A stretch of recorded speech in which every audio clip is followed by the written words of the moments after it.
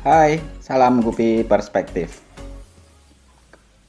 Kali ini kita akan membahas masalah memilih tank match terbaik ikan gupi. Tank match itu apa ya istilahnya? Kayak teman hidup atau pasangan. Ya maksudnya sih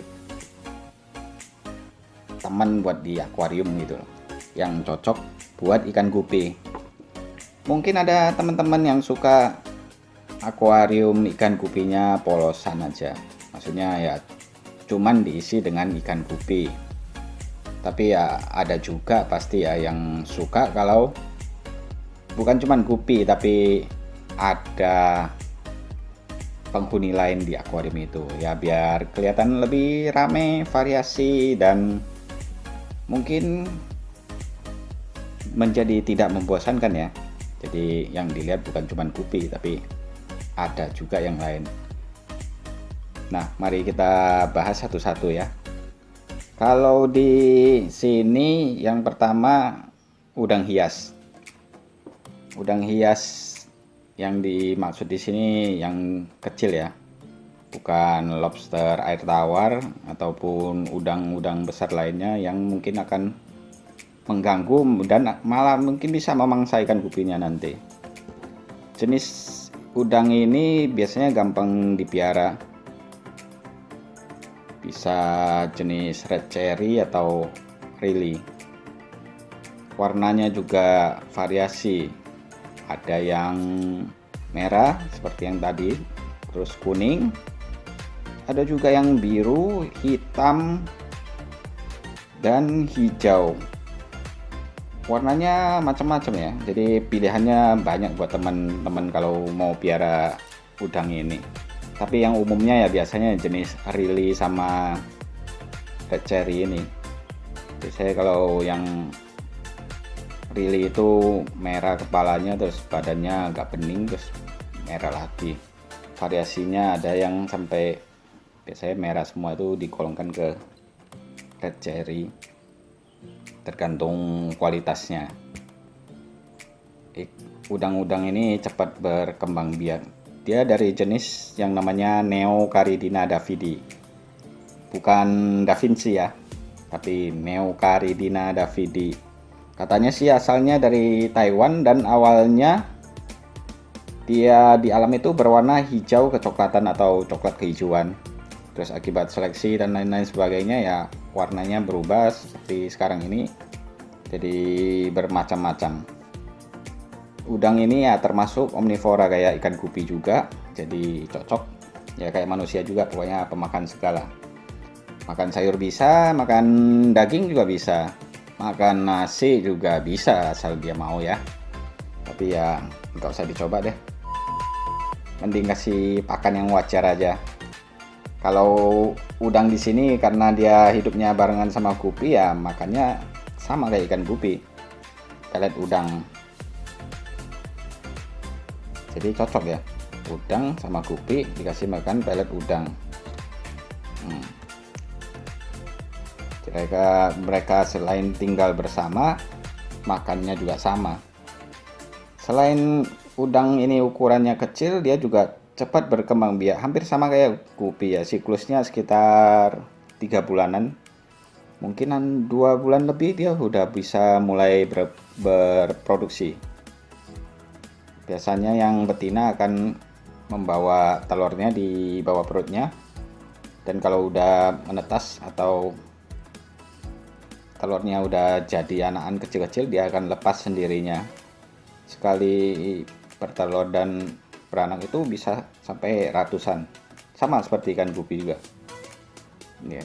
Kita bisa lihat karena prosesnya cepat, jadi udang ini selain tidak makan tempat, dia bisa berdampingan sama ikan gupi.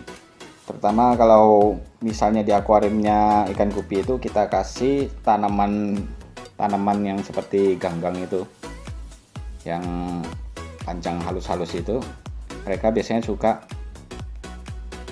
hinggap di sana ya, kayak beristirahat atau apapun di sana. Mungkin ada anak-anaknya yang kecil-kecil yang dimakan sama ikan gupi, tapi biasanya cuman sedikit. So, udang hias jenis ini aman sama ikan gupi.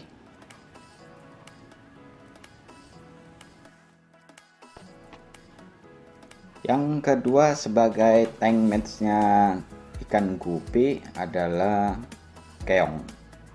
Seperti kita lihat, ini namanya Ramson snail. Bentuknya seperti apa ya itu?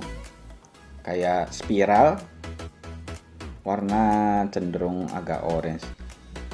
Ini keongnya bisa bertumbuh lumayan besar ya, bisa sampai seukuran jempol tangan tuh, jempol kaki malah bisa kadang.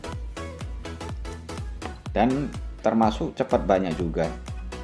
Kalau misalnya ukurannya masih ukuran segini atau yang masih kecil-kecil masih nggak masalah sih kalaupun dia jumlahnya banyak.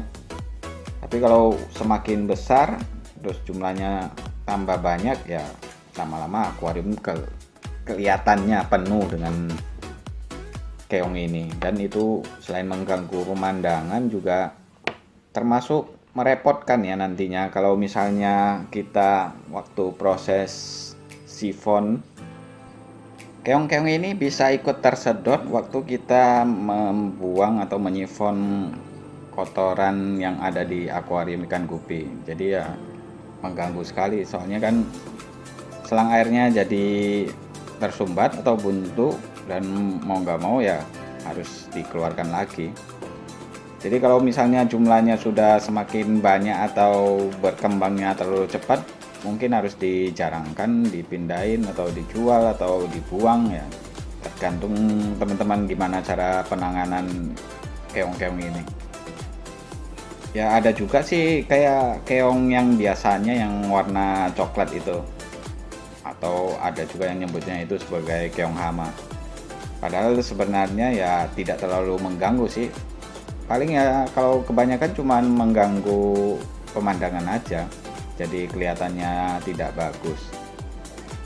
Keong yang coklat itu malah cangkangnya lebih tipis, dan kalau misalnya waktu sifon tersumbat itu lebih gampang dibersihkan, dikeluarkan dari selang daripada yang Ramson ini, karena cangkangnya kalau sudah semakin besar akan semakin keras.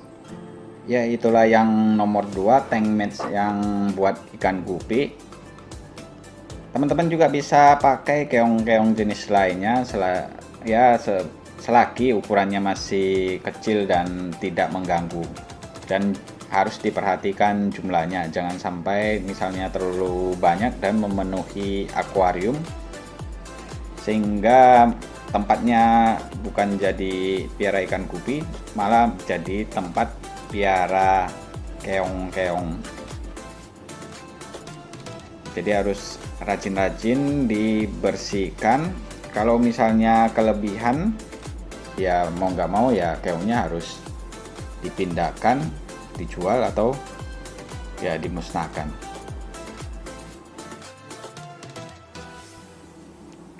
Yang ketiga biasanya disebut Ancistrus atau bisa dikenal juga sebagai bristle nose catfish atau brass mouth, atau biasanya lebih kita kenal dengan ikan sapu-sapu dengan kodenya kalau nggak salah L144. Ini termasuk jenis sapu-sapu hias dan harganya juga termasuk lumayan mahal ya. Ukurannya juga tidak terlalu besar, paling sekitar maksimalnya 20 cm. Ada yang albino dan juga ada yang mata hitam yang kayak biasanya. Yang digambar ini adalah yang albino dengan slayer. Ada juga yang normal tanpa slayer. Sedangkan sapu-sapu yang ini sapu-sapu biasa cuman warnanya coklat. Ada juga yang mata merah albino. Harganya yang albino lebih mahal daripada yang coklat ini. Dan ini sapu-sapunya yang ikan yang biasa kita kenal, yang warnanya hitam dan harganya juga relatif paling murah di antara sapu-sapu yang dipakai.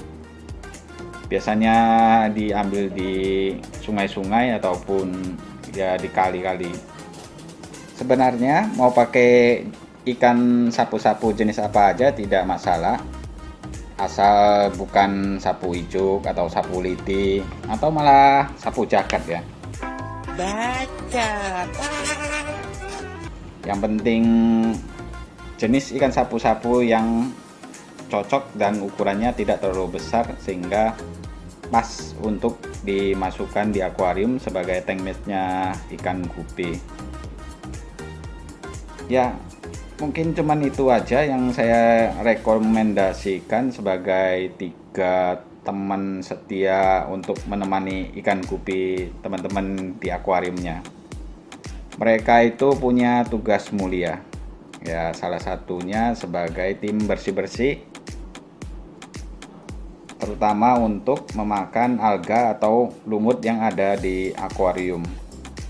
Mereka juga bisa makan sisa-sisa pelet atau pakan yang tidak habis dimakan sama ikan gupi. Dan mereka juga biasanya bisa memakan bangkai ikan ya. Kalau ikan gupi kita mati terus tidak kita buang, itu biasanya dimakan sama mereka.